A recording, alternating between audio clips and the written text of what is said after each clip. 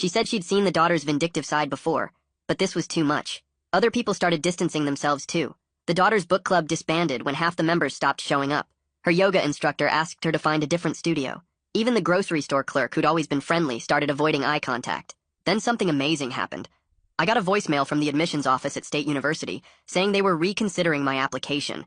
They'd received new information about my suspension and wanted to schedule a phone interview. It wasn't a guarantee, but it was the first good news I'd had in weeks.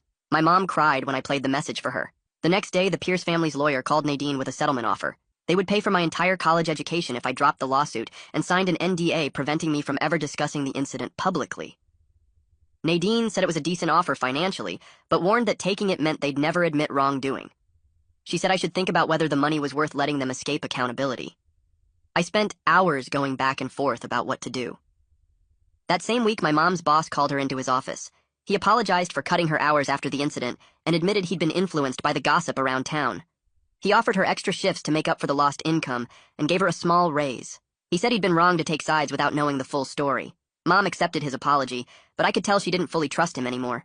The whole town was choosing sides now, and relationships that had lasted years were falling apart over this mess. 3 days later, my phone rang at 6 in the morning with Nadine's number showing up. She told me to check the news immediately because something happened at the Pierce house overnight. I pulled up the local news site, and there it was, a photo of their front porch with a plastic bag sitting by the door. The article said someone left peanuts with a note that said Karma has allergies too, and the family was treating it as a threat. The cops were already at my house by 7, asking where I was last night. I showed them my work schedule and the security footage from my job that proved I was there until midnight. They still acted like I was guilty, and said the Pierce family wanted to press charges for harassment. Nadine showed up while they were still questioning me, and told them to leave unless they had actual evidence. The whole thing made me look worse, even though I had nothing to do with it. 2 weeks later, Ella got called in for her deposition about the original incident. Nadine let me sit in the room while she testified, and I couldn't believe what I was hearing.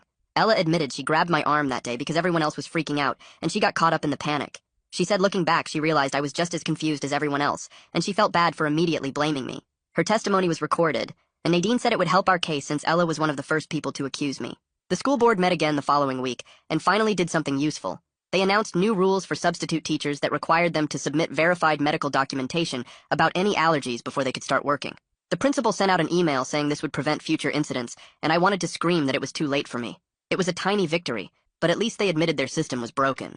Then, I heard through the grapevine that Mrs. M. Pierce was coming back to work, but not at the high school. They assigned her to the elementary school instead, which seemed insane to me. Parents started complaining immediately because little kids eat peanut butter all the time and can't be expected to wash their hands perfectly. The PTA had an emergency meeting where people argued about whether someone that allergic should be around kindergartners at all. My mom came home from the grocery store saying she overheard 2 moms saying Mrs.